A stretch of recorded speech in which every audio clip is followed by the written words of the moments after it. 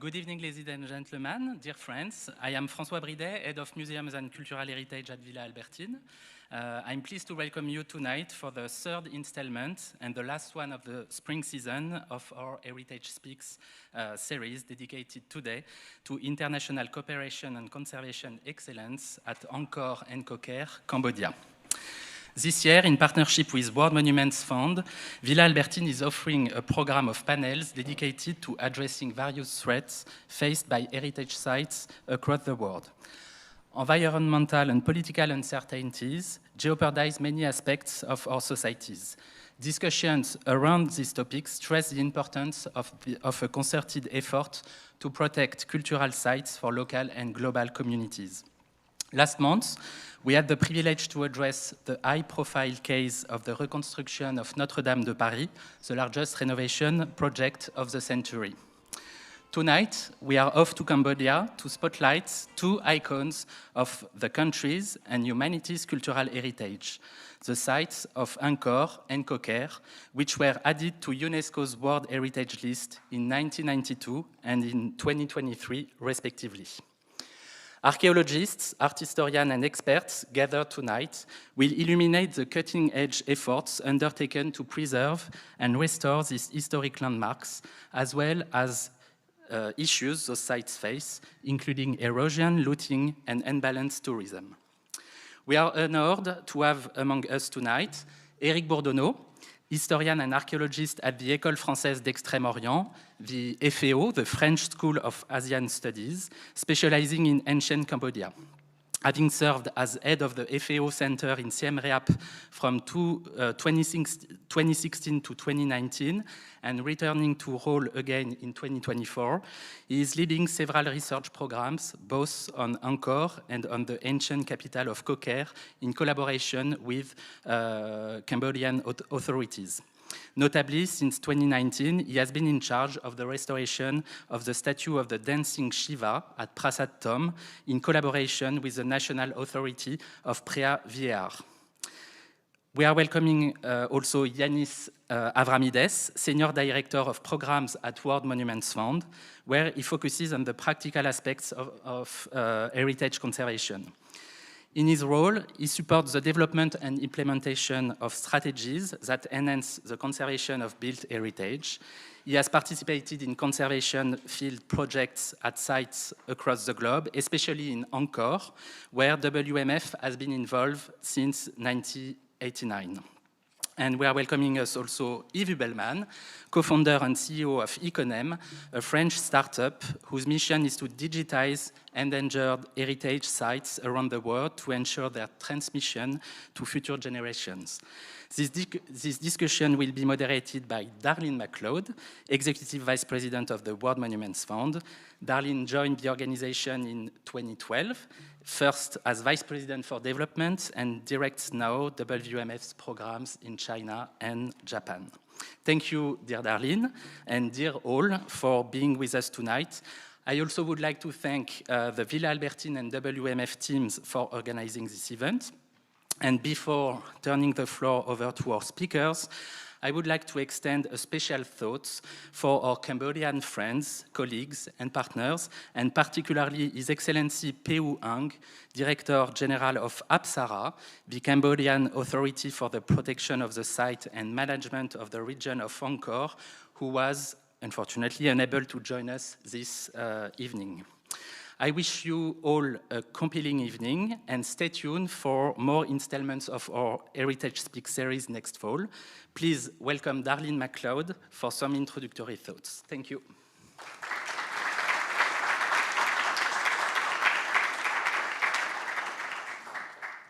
Thank you. Thanks, Francois, for your introduction. It's a pleasure to be here for the third in this inaugural season of Heritage Speaks events, and the last one this season. For World Monuments Fund, it's particularly significant. 2024 marks the 35th anniversary of WMF's involvement at Angkor Archaeological Park. And earlier this year, and I see some of you in the audience who were with us, we celebrated the completion and the handover of 3 of our sites that we had been working at for many years, handed back over to the Cambodians for their full management moving forward. People often ask me how WMF gets involved in a project and how we select a project. And I thought I'd take a moment to share the story of how we got involved in Cambodia, because it's a particularly interesting one and says a lot about who WMF is. In 1989, while the peace talks for Cambodia were still going on in Paris, there was an international appeal sent out asking for support in rebuilding Cambodia. Bonnie Burnham, who many of you know, was our founding CEO, and she responded immediately, offering WMF's assistance. Our office legend has it that 48 hours later, we received a telegram from the Ministry of Culture in Cambodia inviting us to come. They said that they would send a convoy to the border between Thailand and Cambodia, because at that point there were no commercial flights. You couldn't yet go back to Cambodia. If you don't know Bonnie, this says everything about her. She went. And WMF's 35-year project in Angkor, our longest project to date, began. WMF was the first Western country to survey the monuments at Angkor after the end of the war. Our work began in earnest when we mounted our first mission in 1991, shortly after she went. We found, unfortunately, the human toll of the genocide was immense. When the Khmer Rouge was removed from power, there were no more than 100 college-educated Cambodians who remained in Phnom Penh as survivors of the regime. Capacity for conservation had to be completely rebuilt in the country to restore the structures at Angkor, to ensure their long-time preservation, and to prepare the sites for an influx of the many visitors that we anticipated would come. WMF had taken the largest of the temples as our first project, chosen by Bonnie. It's an immense site, and so we immediately needed to build and train a local team to work with us on the site. Our mission leaders went to the newly reopened Royal University of Fine Arts, where they presented the project to the School of Architecture, and we offered summer work to the students who were newly registered there. Several students joined us that summer, and one of them came back after graduation. She has worked with us ever since, and today she leads our team on the ground in Cambodia. 35 years later, we've led projects at Angkor across 4 major sites within the park, working in collaboration with the local Cambodian team and the Apsara National Authority. The work is made possible by a dedicated team of workers, 100 on average full-time local conservation technicians and specialists have been employed with us for the entire time. The team is WMF's largest on-site workforce anywhere in the world.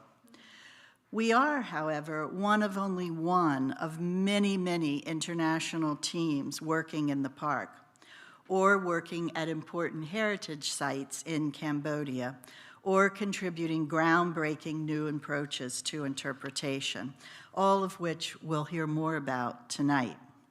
I'd like to share now key to our work, and you'll see this in the short video that I want to share, is WMF's partnership approach. We always work hand in hand with the local community. Sometimes our partner is the government, sometimes it's a local not-for-profit, sometimes it's a foundation, a donor, or an educational institution. But we always need to have a strong local partner to work on a project.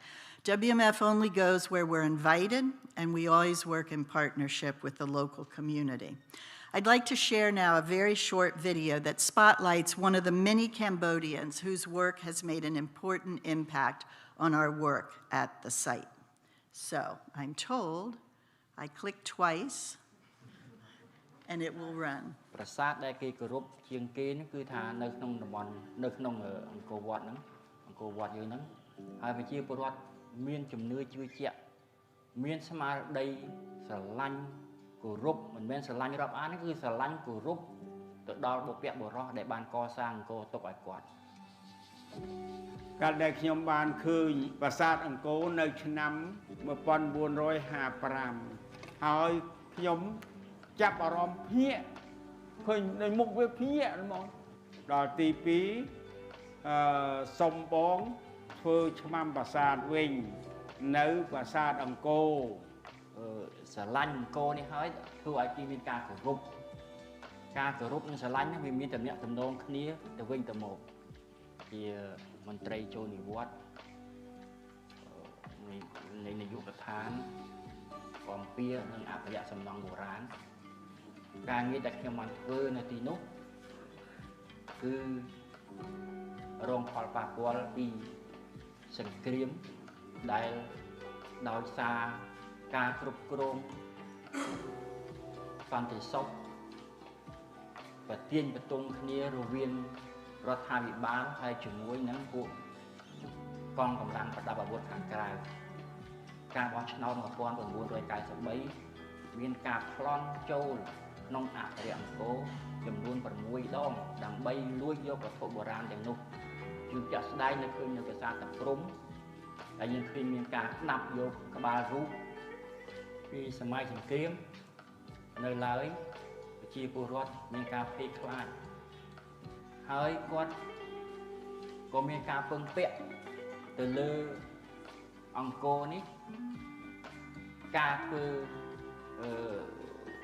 ការងារជំនួយលើវិស័យទេសចរគាត់ភ័យខ្លាចបាត់បង់ដោយសារសង្គ្រាមគាត់ភ័យខ្លាចរងគ្រោះថ្នាក់រលំរលាយហិនហោចដោយសារសង្គ្រាមគាត់គ្រាន់តែមានអារម្មណ៍ថាភ័យខ្លាចហើយនឹងសោកស្ដាយតែប៉ុណ្ណោះនៅឆ្នាំ 1980 មកឆ្នាំ 1980 មកគេបានដាក់អង្គរស្ថិតនៅក្នុងហានិភ័យខ្ពស់ដែលត្រូវការជួសជុលដូចក្បាច់មួយអញ្ចឹងជាយាមឲ្យក្បាច់នឹងល្អហើយជាក្បាច់អស្ចារ្យទុកឲ្យចៅទួតចៅលួតចៅលានេះមើលរហូតមកដល់បច្ចុប្បន្ននេះ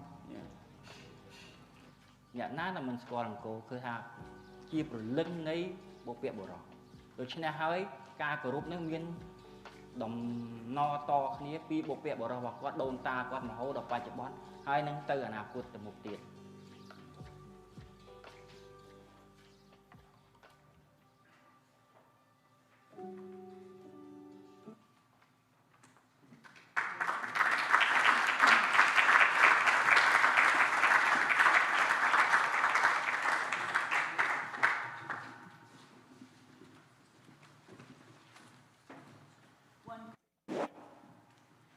We are going to have a 30-minute discussion between ourselves, and then after that, we will take your questions. So we will have mics, which if I can turn it on, we will use afterwards to answer the question. So with that, Eric, do you want to get started? Okay, I've been asked to introduce the history of Angkor in less than 5 minutes. Yeah. Not something easy to do, but it's nice to watch first the video.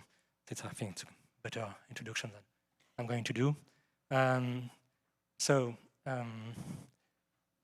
The history of Angkor is basically the history of short-lived and mobile capitals located. But maybe I have at least one map to show.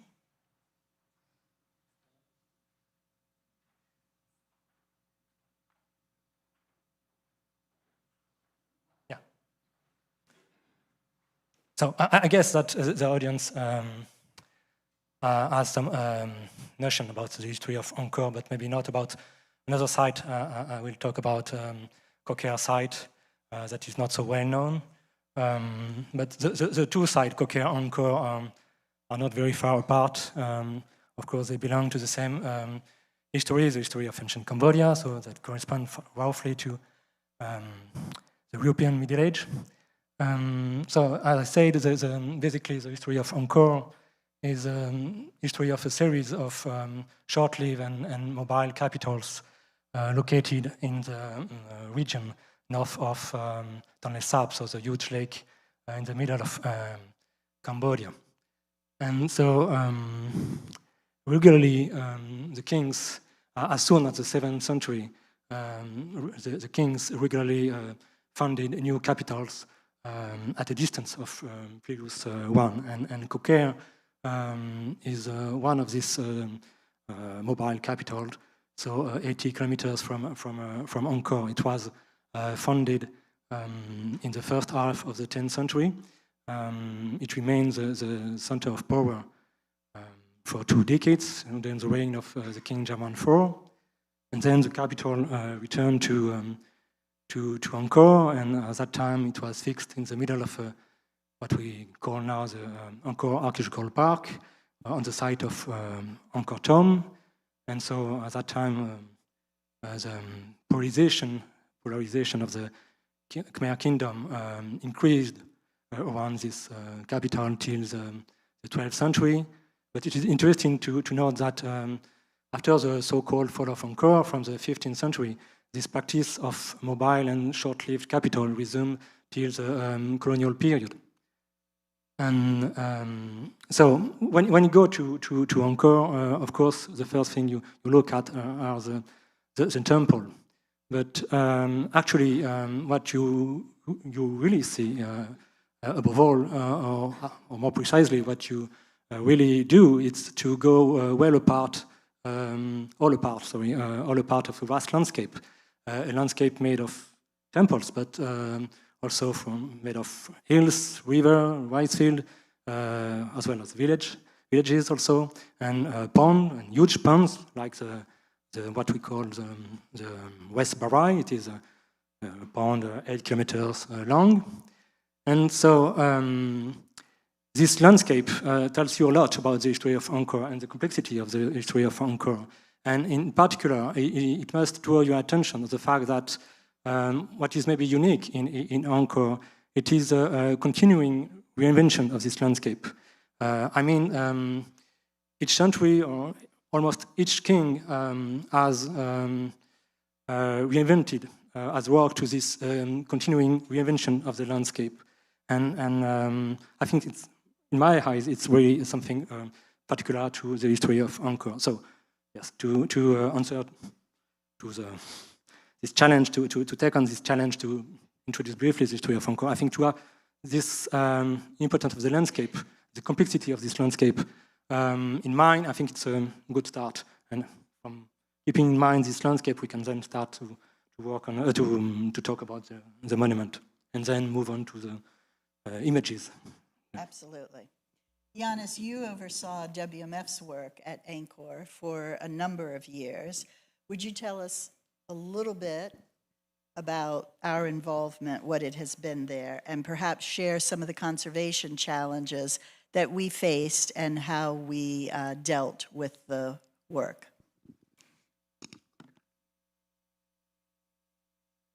Yes, yes, certainly. Thank you, Darlene, and thank you to the organizers.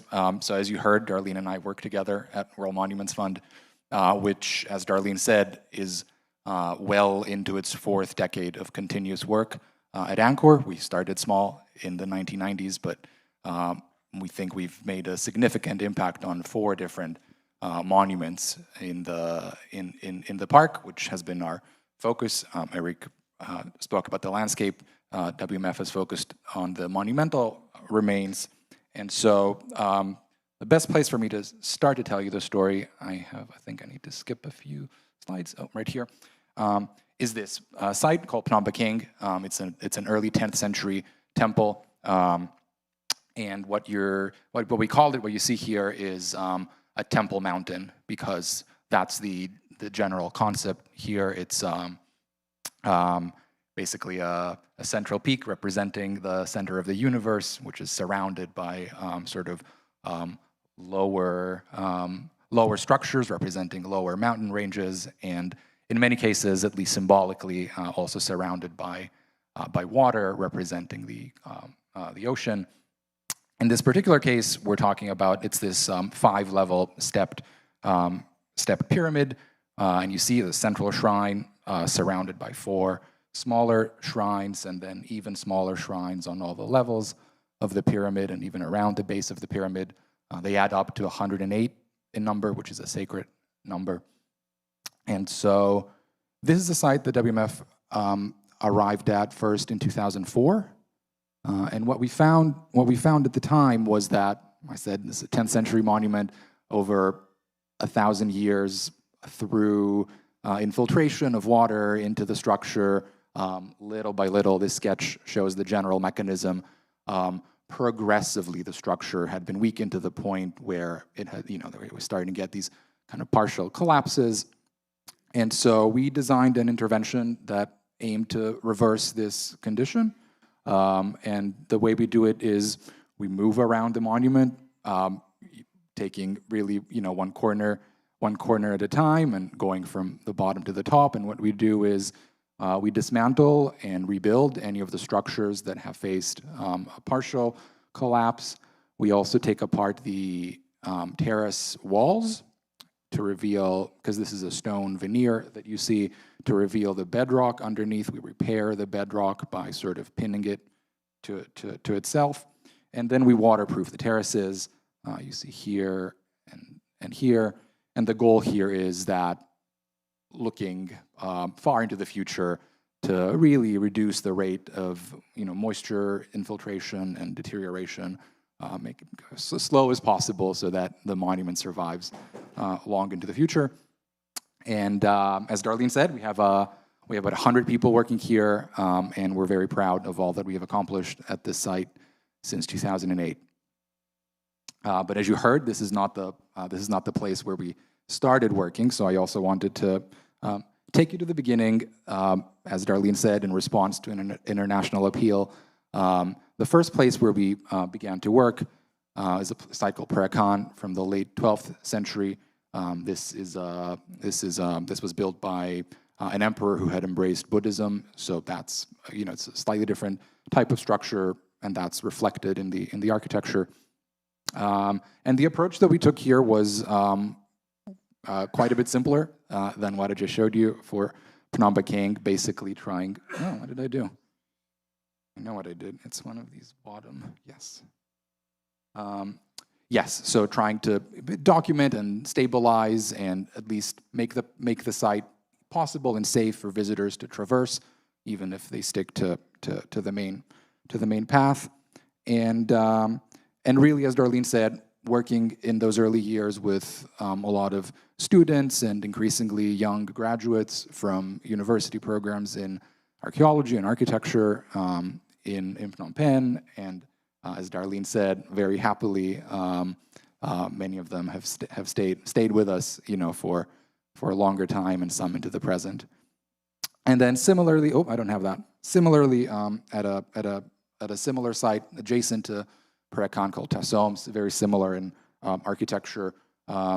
We, taking the same technical approach, we had a small project there that was designed to work with a lot of the people who had gained experience working at Persists and allow them to have a project that has less supervision from the outside, and that has been a theme of our work at Angkor. And then I should also tell you about the fourth site, which is, of course, Angkor Wat. This is also another completed project, one of the 3 projects that Darlene said were celebrated in a ceremony earlier this year. And this is, of course, a monument of the 12th century, the most iconic site at Angkor, and even a kind of global icon. And I think we'll talk, I think, today also about what it means that for a site like this to have this kind of global appeal. So this is also a temple mountain, and what this picture shows, which is, if you may be used to seeing it from the other side, this is sort of taken from the rear, is these galleries, the outer galleries. They're called it's the third, counting from the inside out, the third level of galleries, and they have these blank walls towards the inside of the monument, but they're open to the outside. And then inside the gallery, the wall has beautiful carvings including in the segment that goes across the screen towards us, the first third segment, the very famous churning of the ocean of milk carving, which is a beautiful myth. You should look it up if you don't know it. And there we had a project to really we didn't work on the relief, but we had a project to rebuild, repair the gallery roof to protect the relief from deterioration. And we the way that worked is we built this this crane that moved on rails and was able to move along the length of the gallery and disassemble, clean, repair, and replace these I think over 1,000 different stones on the roof. And then after we're done with that, we also had a small project to partially recreate the ceiling that was originally in the gallery. These have all disappeared. They were carved in place, we think, when the monument was built. It disappeared over time. So we had a small project to recreate a small section of it. Of course, there's some fragments that survive in museums, so this was based on one particular fragment.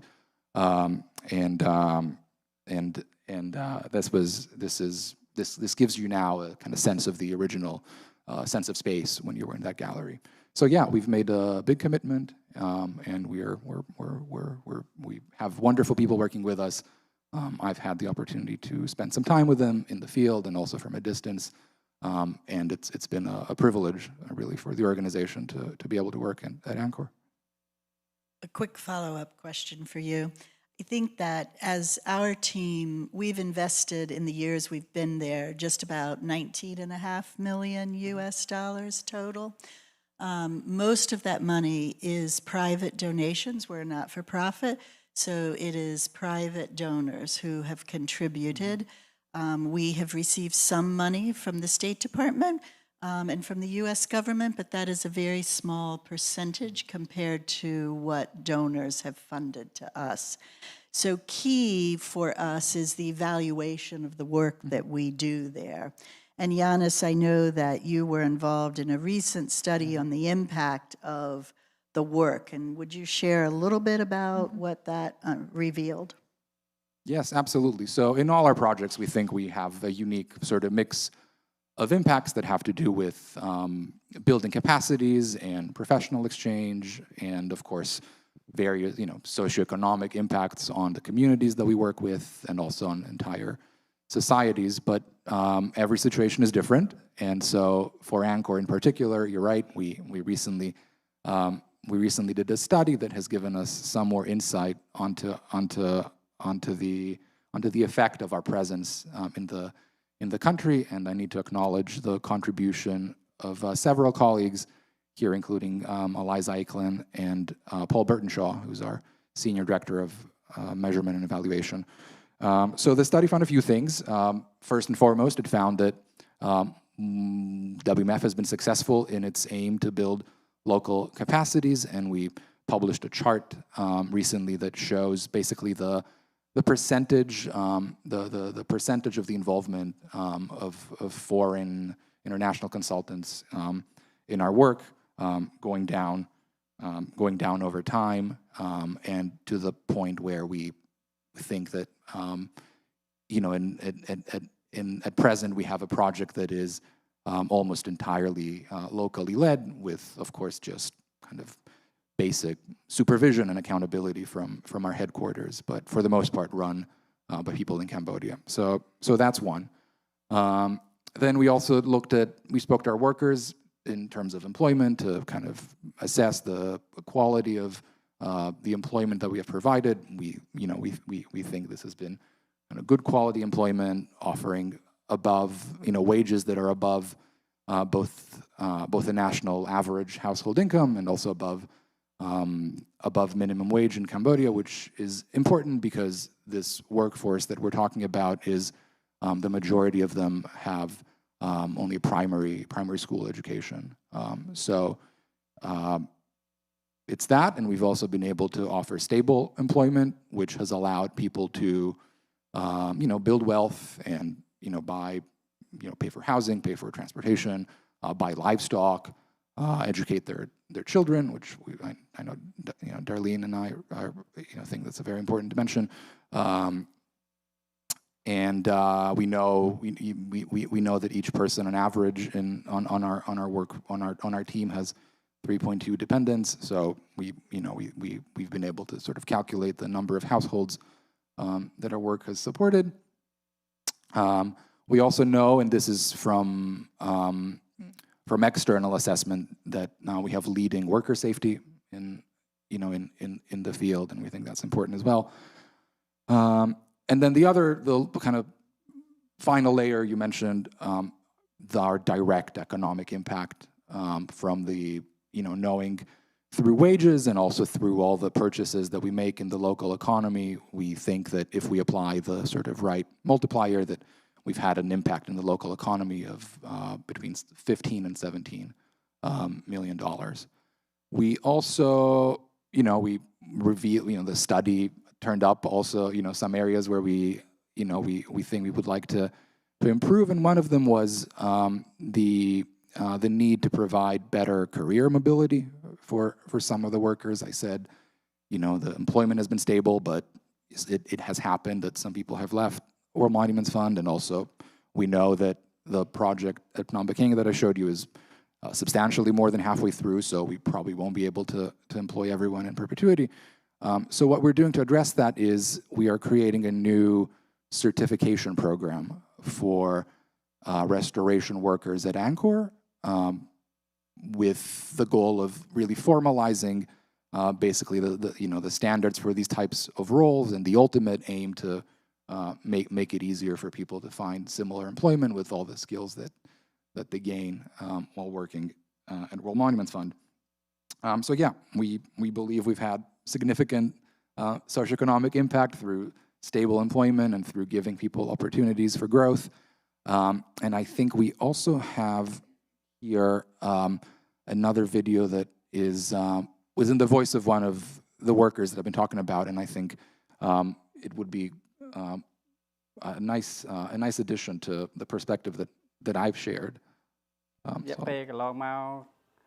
មុននឹងខ្ញុំបានធ្វើនៅនេះខ្ញុំសូមរៀបរាប់ពីប្រវត្តិដែលខ្ញុំនៅពីទូដែលមានក្តីសម័យពីឆ្នាំទសវត្សរ៍ចុងទសវត្សរ៍60មកទល់នឹងទសវត្សរ៍70គឺខ្ញុំនៅតូចនៅឡើយអញ្ចឹងពី75មកទល់ถึง79យើងរស់នៅក្នុងរបបប៉ុលពតជាទូទៅប្រជាជននៅក្នុងសហគមន៍ដែលជុំវិញប្រាសាទអង្គរវត្តហ្នឹងពីមុនសង្គ្រាមគាត់មានអារម្មណ៍មួយថាវាជាមរតកហេតុផលនឹងទាំងឡាយហើយអញ្ចឹងគាត់ឃើញថាវាជាល្អប្រសើរក្រោយសង្គ្រាមបើមុនសង្គ្រាមនិងអំឡុងសង្គ្រាមយើងមិនពិបាកនិយាយគឺប្រជាជនកម្ពុជាជាទូទៅគឺជួបអាភាពលំបាកជួបភាពការទំនាក់ទំនងជួបបាយធ្វើដំណើរក៏យ៉ាប់មានការបន់ស្រន់បួងសួងសុំសេចក្តីសុខសូម្បីថាទៅវត្តជុំបិណ្ឌចូលឆ្នាំក៏មិនមានដែរបាទតែក្រោយសង្គ្រាមមានការបាក់បែកអញ្ចឹងក៏គាត់មានអារម្មណ៍មួយថាសោកស្ដាយដោយសារថា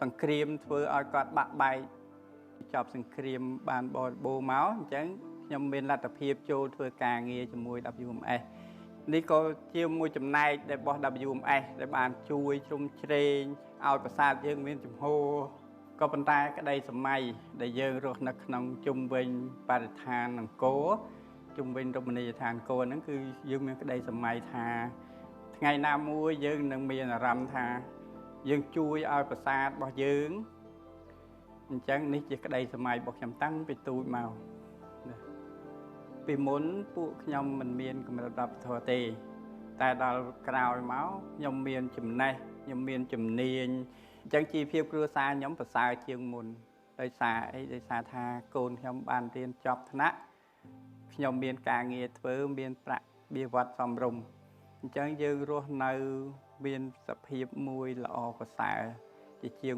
ពីមុនបាទជាពិសេសខ្ញុំពេលក្រោយពីខ្ញុំធ្វើការជាមួយផ្ទៃកផាន់ខ្ញុំមានអារម្មណ៍ជិតស្និទ្ធដោយសារអីពីដើមយើងនេះគឺជាអត្ថប្រយោជន៍មួយដ៏សំខាន់ក្រោយពីខ្ញុំបានធ្វើការជាមួយ WMS អារម្មណ៍របស់ខ្ញុំហ្នឹងគឺដកជាប់នៅក្នុងក្អារបេះដូងគឺខ្ញុំស្រឡាញ់នៅបច្ចេកភណ្ឌបាន ល្អបំផុតបាទ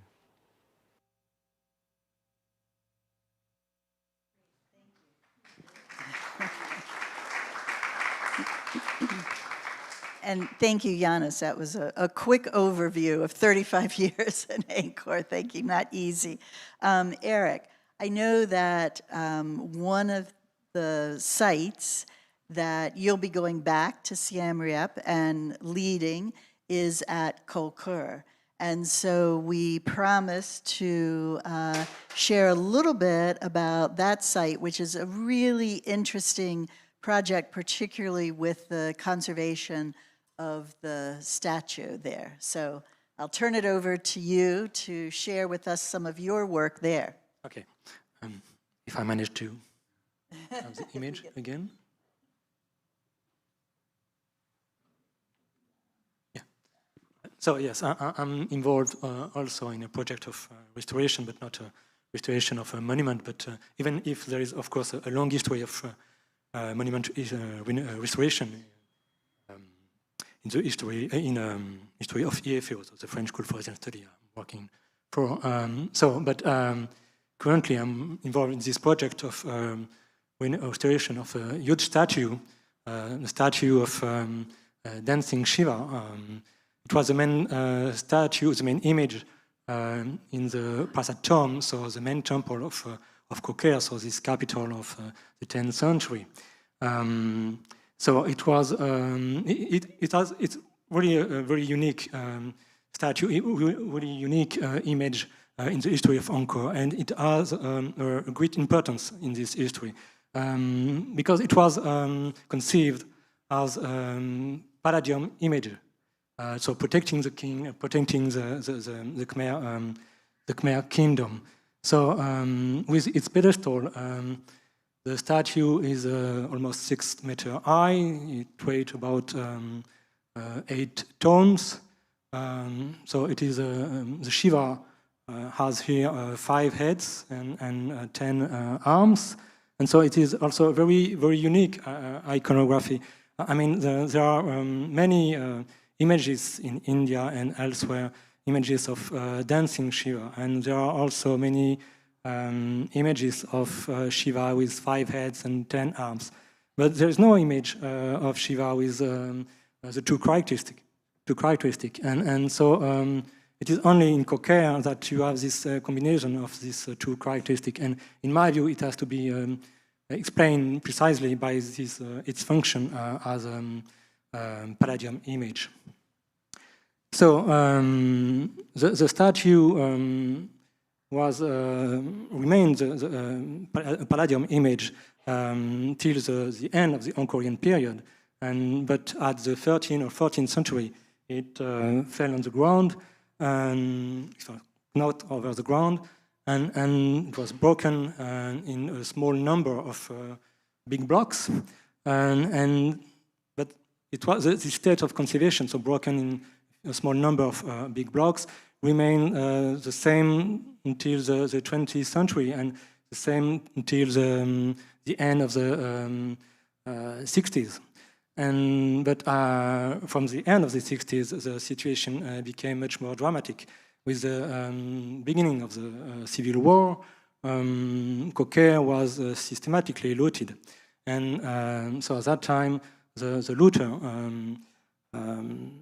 cut the statue, cut into the statue with a chisel and smashed the statue into thousands of fragments, teeny fragments. So we started to work on the statue in 2012. When I say we, it means that, of course, it is a collaboration with Cambodian authorities. So in particular, the NPV, the National Authority for Pravir. And so I'm leading this project under the supervision of the Director General of ANPV, His Excellency Kong Potika. So the first step in 2012, it was the excavation inside the tower where the statue come from. And so we were able to collect about 2,500 fragments.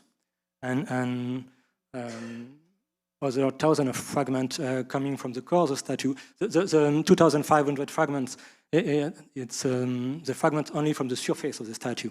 And we have collected also thousands of fragments coming from the nearby statue and coming from the inside of the statue, from the core of the statue.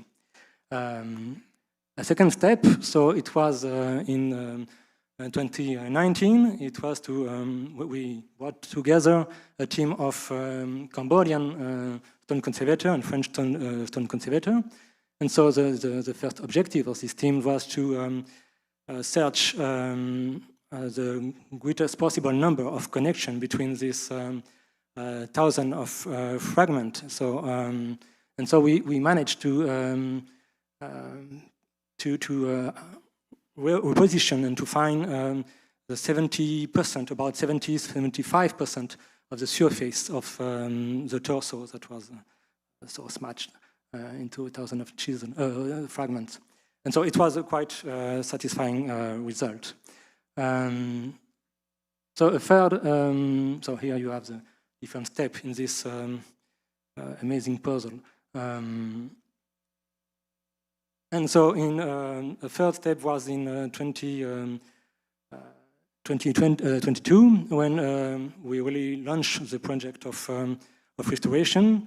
So one big challenge for this project of restoration was to design the supporting structure to assemble and to support the big blocks, since the weight of the torso, only the torso, it's about 600 kilograms. So, so it was a real challenge to design this metallic supporting structure, and we made the choice to design a kind of endoskeleton, so a structure inside the statue, rather than to design an outer massive structure.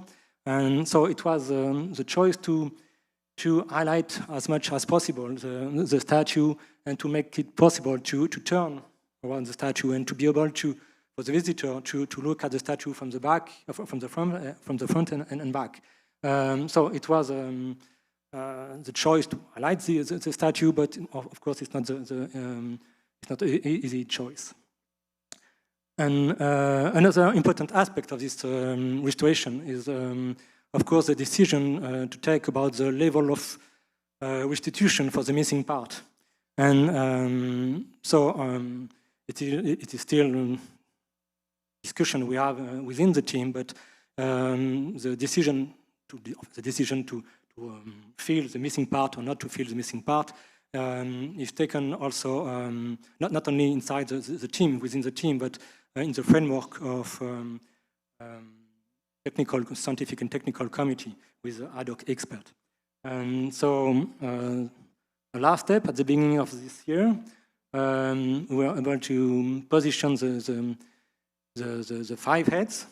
So for the first time since the statue fell to the ground in the 10th century, it's possible to appreciate the scale and the monumentality of this statue.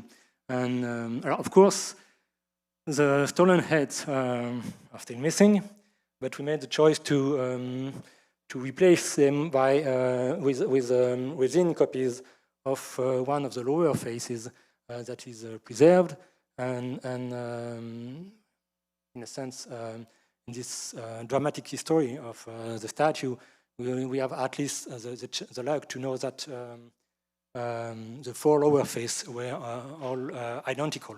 So it makes sense to introduce these resin copies inside the restored statue. And so now we plan to complete this restoration next year, to 2025. That's an amazing project. I cannot imagine being confronted with 2,500 puzzle pieces to try to put them back together. I know that you collaborated with Yves on this in terms of the technology and a new approach to this project. So I wanted to bring you into the conversation now to tell us a little bit about your role and how you all work together and what you're doing at Angkor as well. Yeah, so my field of expertise is 3D scanning and architecture documentation. So I was asked by a committee of experts in Angkor, because in Angkor there is this international expert committee that oversee all the different works in the temple, and they are caring about, bringing the last technology also for the restoration. So in 2017, they asked me to come there just to present, this new methodology to help, for the restoration of the architecture. And so I did this presentation in front of all the people. And I don't know if you've been there, but there is something that even in the picture we cannot imagine. It's a gigantic bigness of the sites. And when I was there, there is hundreds of temples, and you can spend 10 days on the ground just without seeing everything. It's not possible to see everything. So discussing with the expert, I realized something, that there is a huge challenge in Angkor about the management of the site. It's the monitoring of the temple. There is so many temples that it's not possible to see what's happening of each of the temples. And hopefully there is many teams that are dedicated on the ground, like World Monument Fund, like scientists like Eric, and teams from China, India, Japan, France, who are restoring the temple. But there is so many temples without restoration that are waiting, So discussing with the expert, I say that this technique of digitizing was really, really important to have just an idea of what's happening on the ground. So coming back to the collaboration we had, so I found many fields of application of 3D technology, to help, restoration. And this collaboration we have with Eric was one of the field of collaboration. So the idea was to scan, some part of sculpture that wasn't at the same place, and to see with the 3D model if the pieces were matching. Actually, it was so you can explain, the context of this sculpture. Not just to explain to the audience that actually we didn't work together on the dancing Shiva. We were together on this statue. It is one of the most famous statues in Cambodia. It is a statue of King Jarman VII. And so it was a short but nice collaboration, because it was exciting for everybody in Cambodia to be able to identify the missing arms that were at the Angkor conservation in Siem Reap, but while the statue is displayed in Phnom Penh. So thanks to this digitalization, we were able to confirm this hypothesis, the fact that the arms in Siem Reap match with the body in Phnom Penh. So you see a real future for this use of this new technology in terms of your research and your work too. Basically, the great value of the digitalization work is as Eve just said, it's about documentation, but the fact is the most part of our activities is devoted to documentation, to document each step of our work. And now with the technologies and these tools, it's very easy to document this different step of restoration, different step of the restoration of the statue or restoration of the monuments. So I think, yes, one of the most valuable interest of this technology is first to document. There are some other. It's exciting to see it used at Angkor. Yadis, to follow up on the next topic is tourism at Angkor, and that also relates. Sorry. Do you want to talk about? No, yes, I think it's important.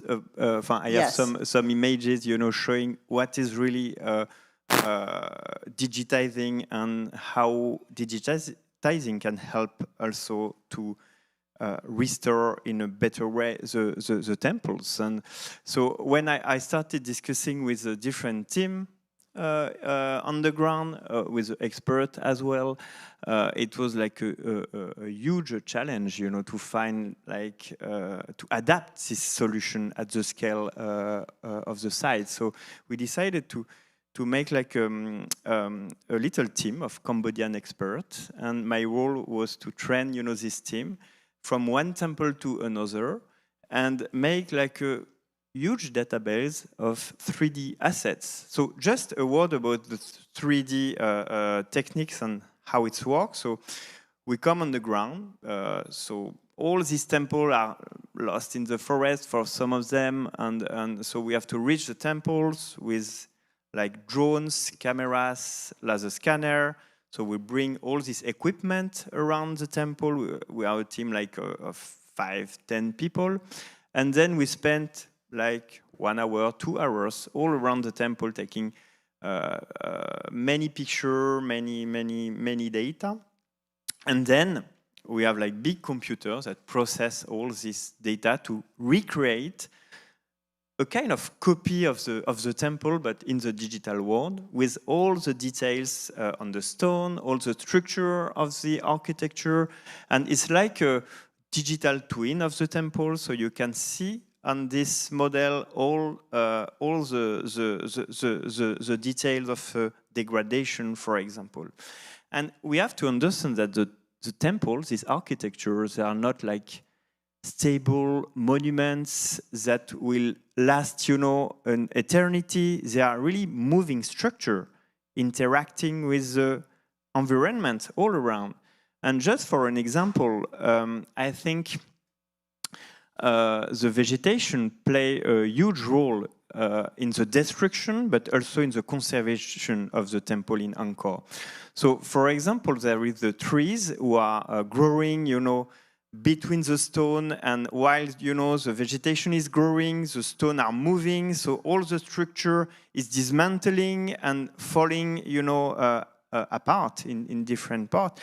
But if you cut the tree all around the temple, comes another problem, because the temperature, the variation of the temperature is very high between the night and the day, during, you know, without the vegetation protecting, you know, the temple. So then the stone start to be destroyed, you know, by this variation of temperature. So there is a lot of question about should we cut the vegetation? Should we let the vegetation? So what is important in this case is to have a very good monitoring to see how fast the vegetation is growing, what is the threat about the stability of the monument, and what is the effect of the environment on the temple. So the vegetation is one example, but there is a lot of different effect of the environment, also mass tourism on the temple. That's the reason why the monitoring and imaging, remote sensing, and all these techniques are really, really important to see in live.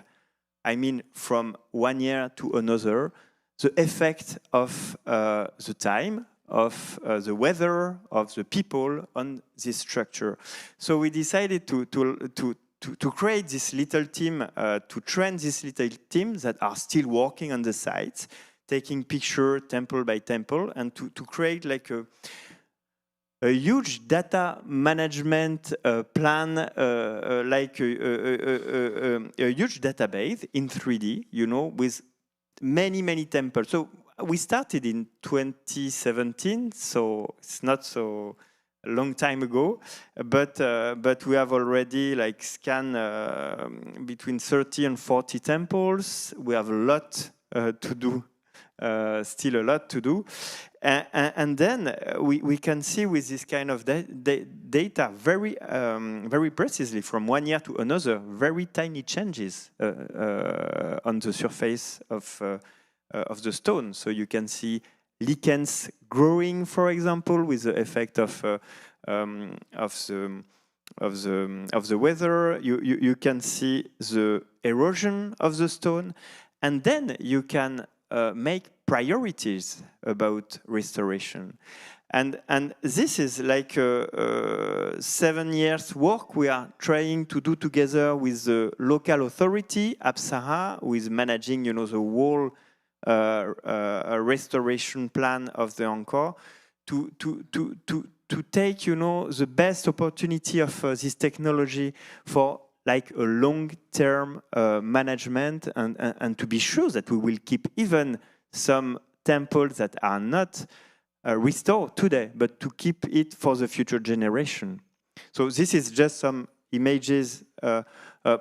This is like a 3D model. It's like billions of points that recreate like this is a Bayonne temple. It's one of the biggest temples. So you can see in yellow, it's all the picture.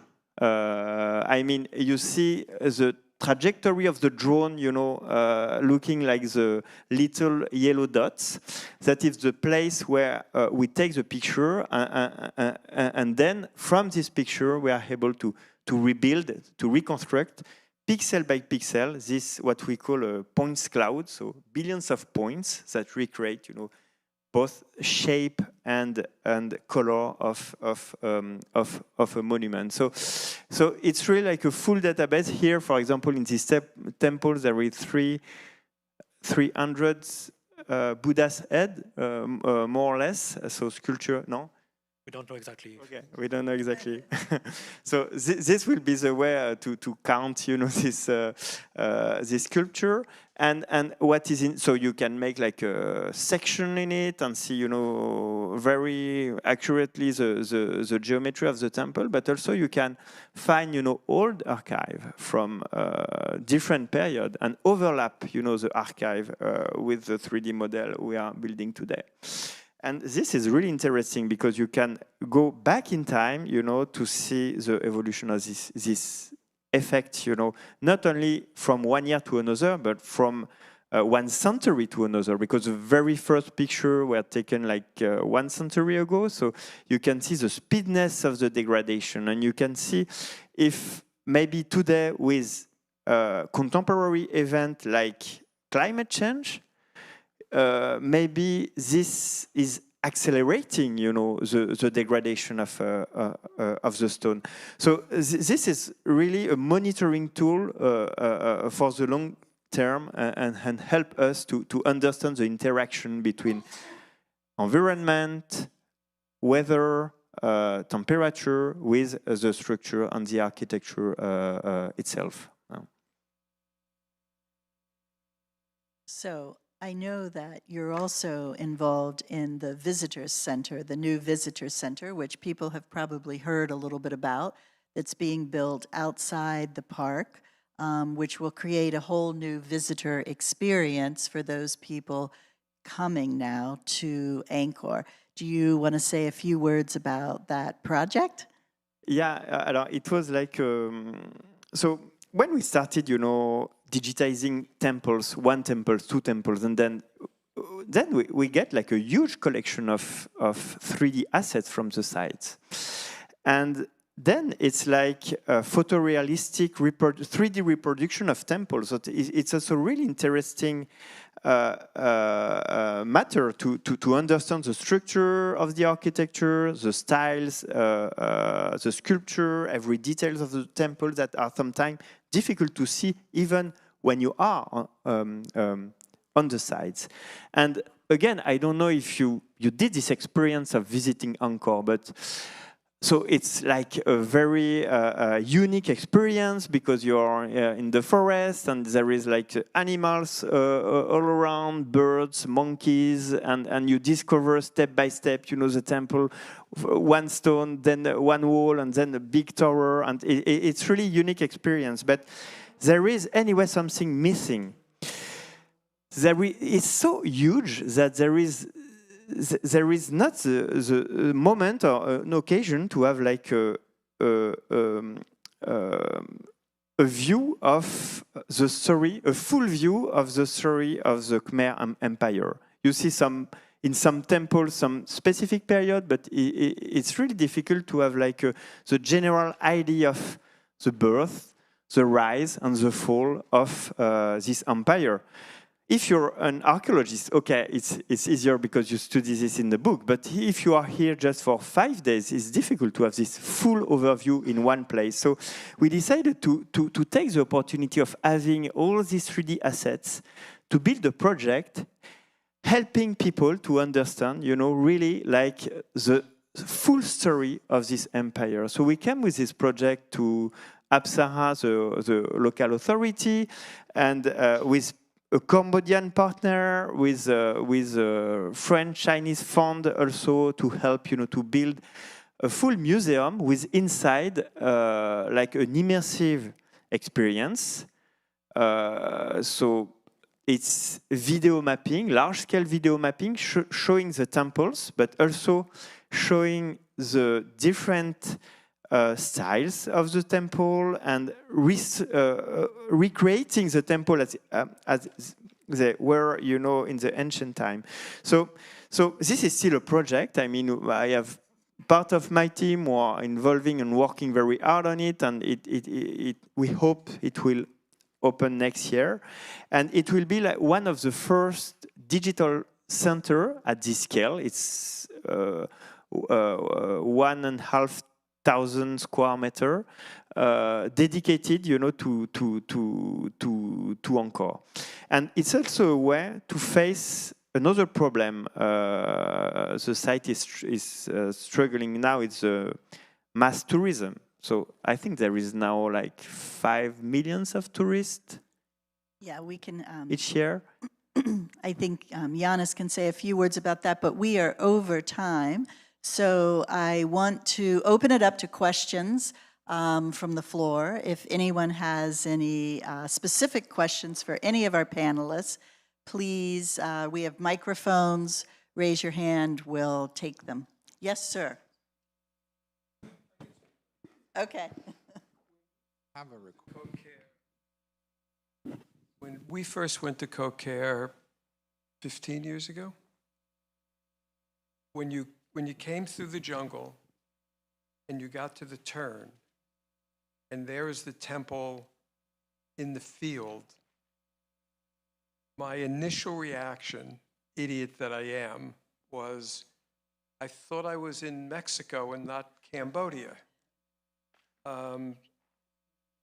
And I've done a lot of reading about it ever since then and everything, but what is your explanation as such for the similarity of the architectural style between like the Mayans and the Cambodians, even though the Cambodians were hundreds of years before the Mayans?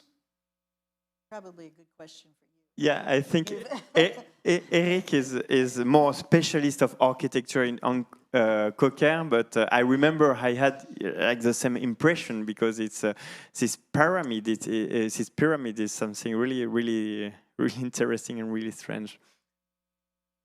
Yeah. You have also a pyramid with degrees in Egypt. So you know the concept of a pyramid, and see in Saqqara, you have also a pyramid with the same kind of profile. So it's a very general question. So to answer very quickly, the fact that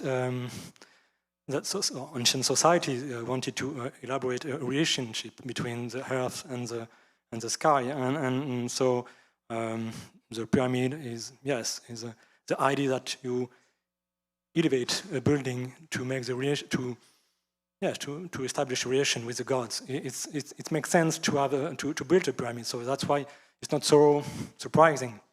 And of course there is absolutely no relationship between ancient Cambodia and the Maya pyramid or the pyramid of Egypt. So, but I think it's not so surprising. Yeah. A good question. It's a very good question. Yes.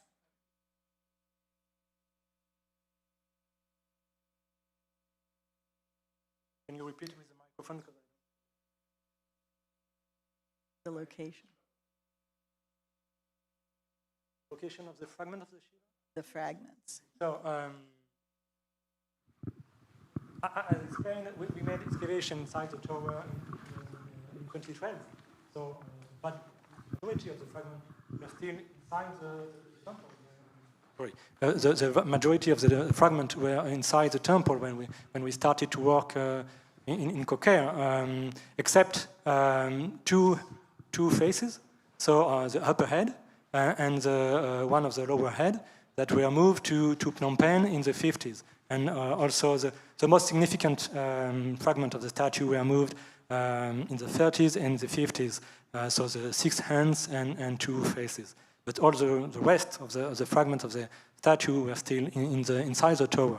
So it was a kind of rescue program at the same time. You know, the fact that when we started to work on the statue, it was able to we walk over the fragment when we go through the tower. We went through the tower.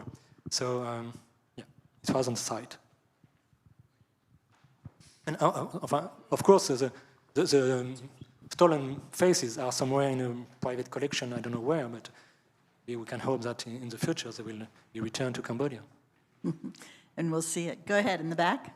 Over the period of your work there, and given the span of time and the changes in technology, the changes in globalization, and the settling down governmentally of Cambodia, did your approach to the preservation ethos, philosophy, and material conservation change as you involved more local stewards and as preservation philosophy changed in that period from the 80s to current? It's a good question. Giannis, do you want to talk a little bit about it from our perspective? Yeah, we can make some broad points in relation to this question. You know, at a basic level, I think I mentioned this, that you know, for us at Angkor, we started small and we started simple, and you can see that, you know, over time there's a greater kind of sophistication to the application of kind of technologies and the sort of, you know, equipment that we can even, you know, bring to use on the site. So you know, you definitely have that arc, you know, over time, and as you pointed out, I mean, we're looking back almost 40 years, you know, to a field itself that kind of has evolved during that time. One major sort of preservation approach that you can see not just in the work of WMF, but you know, I think in all the archaeologists and the teams that have worked there is, you know, there's this, and it comes through. I don't know exactly where it comes from, but I mean, you can see it in. There's this perception, outside perception of, you know, of these monuments through some, you know, through some of the early depictions, through some of the kind of long history throughout the 20th century, and you know, there's a lot that, you know, a lot of kind of ways in which the monument gets received, and there's this, you know, there's this idea that gets applied to the preservation of the ruins, that of the sort of, you know, encounter of the ruin in the, you know, in the jungle, and you know, maybe trying to, in a way, I guess, create or capture the sort of idea of romance through, you know, Western eyes of, you know, of this encounter. And so that is something that you see even if you look back at, you know, the WMF's work. It's you can say that the simple approach of the early years was making a virtue out of necessity, but you know, but there's also that cultural kind of layer of, oh, you know, we're stabilizing this as a ruin, and you can see in you know, in the kind of work that we're doing now at Phnom Penh, you know, different type of structure, different type of site, but you know, the approach there is a little, you know, different. You can call it more interventionist. You see some of the kind of new materials that are even used, although none of that will be visible, which is kind of another chapter in preservation philosophy. So yeah, there's if you look closely, you can trace some of these changes over time for sure. And I think I'd add that you know, I went to conservation school in the late 70s, and I think the basic tenets of how one approaches a site are actually the same. But how we then restore the site has changed. You know, we were excited at Phnom Penh when WMF brought the first crane to Angkor Archaeological Park. That was a big deal. And we taught people how to operate that crane. It made our work so much easier. But to compare that now with the work that, Eve, you're doing in terms of technology, you know, it looks like an ancient craft and approach. So I think we will continue to adapt and bring new technologies when they work. So someone had a question up here? Yes, thank you for the panel. I was curious to know whether you did some work on the looting, and I don't know if there's any data and findings that you can share, and whether you had a direct or indirect impact on that. I think that in terms of looting on our site, we haven't had any. Have we had any sculptures returned at all from any of our sites? Perhaps, I don't know if any of the places you've worked have. It's certainly something that I think is of utmost importance to Cambodians in Cambodia, and something that we're in touch probably in the US with the State Department in terms of helping to return sculptures to Cambodia. And I think our team in Cambodia has been really thrilled to have some of the sculptures come home, and the celebrations there when the artwork has been returned have been really moving to understand that this heritage is now back in the country that created it. So I think it will continue to be an important topic over the next probably 20 years, realistically, as we discover more and more and repatriate more and more pieces. So it's a good question. Yes?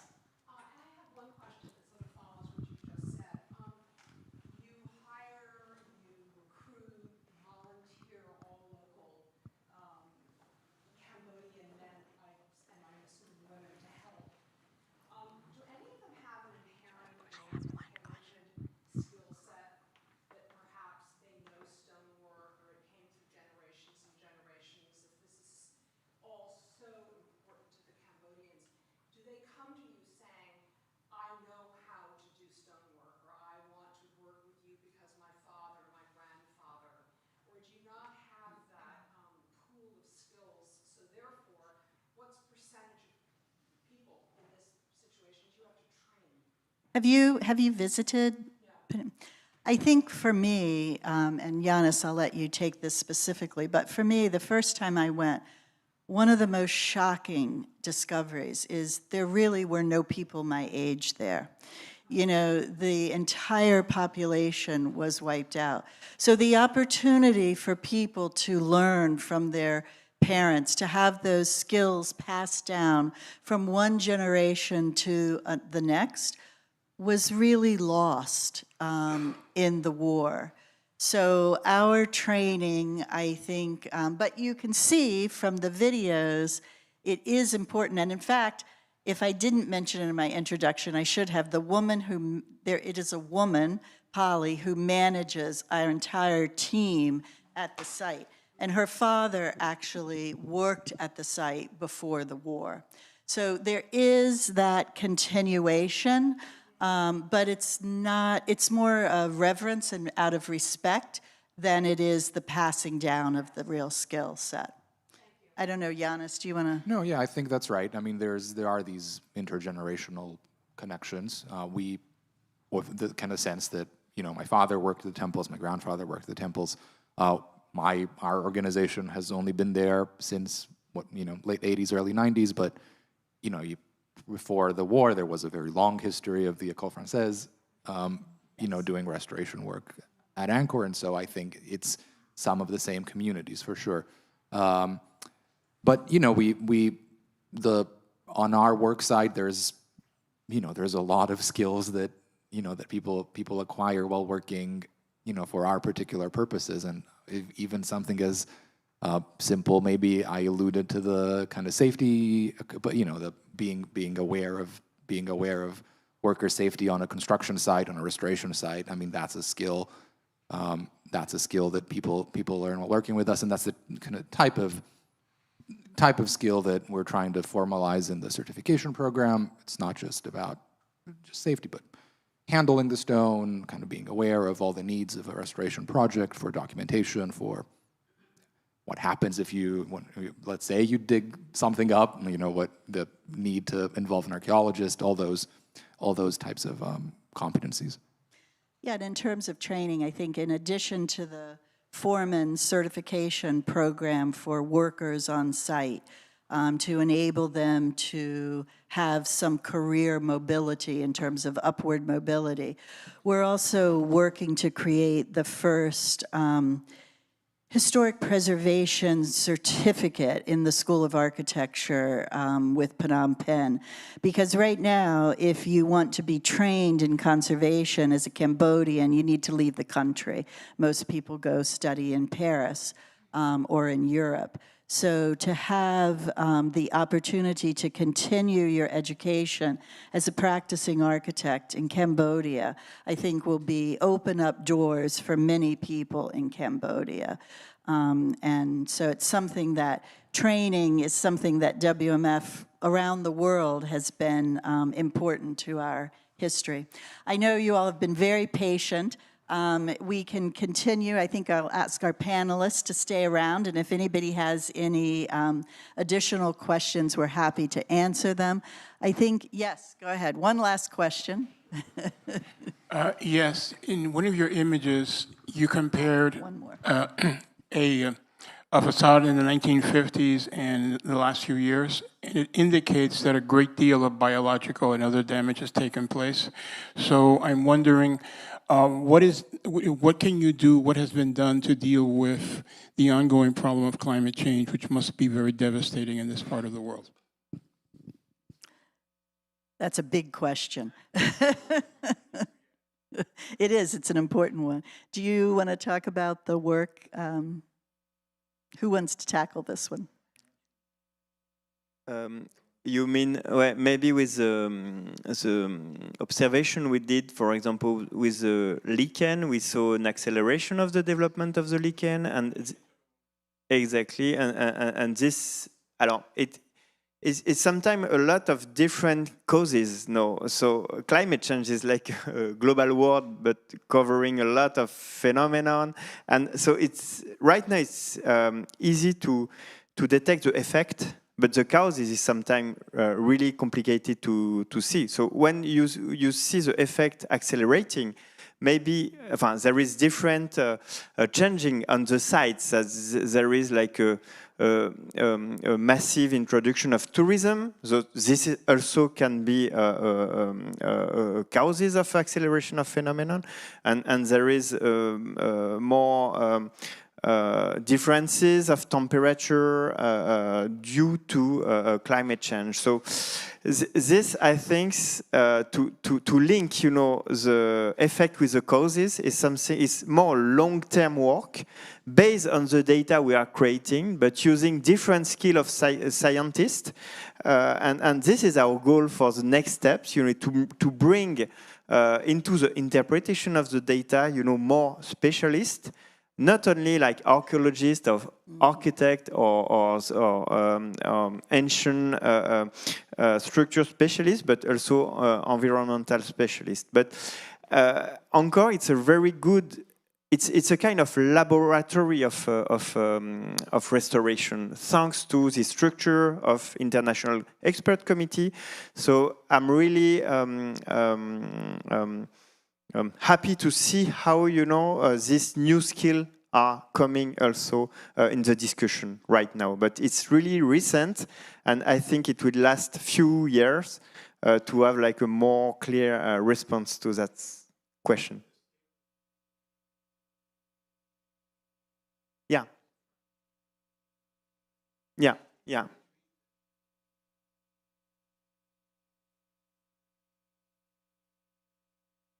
it's exactly, it's exactly what we are witnessing today, what we are seeing on the document and on the documentation, and there is an emergency. And I think everyone in the scientific community, in the teams like you who are acting in the restoration are now aware of that. Okay. I'd like to take a moment to say thank you to our panelists.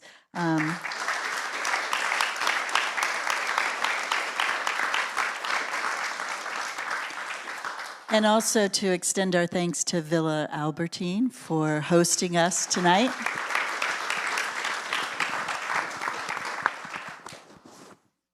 And thank you to our team here on the ground who helped put all this together, because it was truly a collaboration between World Monuments Fund staff and Villa Albertine staff. And of course, in the case of Cambodia, it was really a special moment for us to spotlight WMF's own history. And I wanted to take a moment just to acknowledge our friends and supporters who've made the work possible over the past 35 years. We have received significant support from the U.S. Department of State and the U.S. Ambassador's Fund for Cultural Preservation.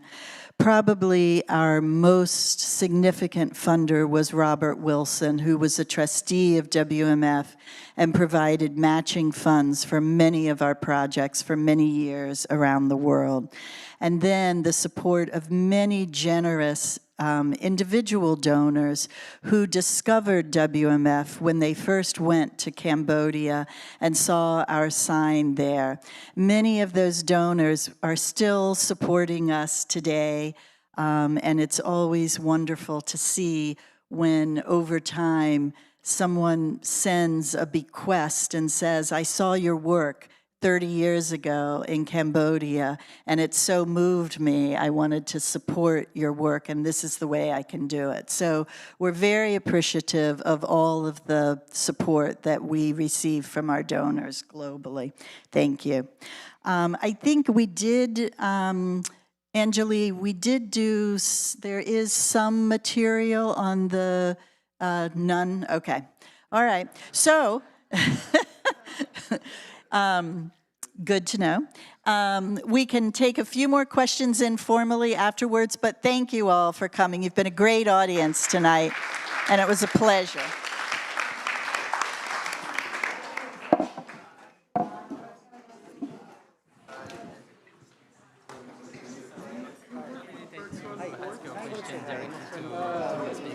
Thank you so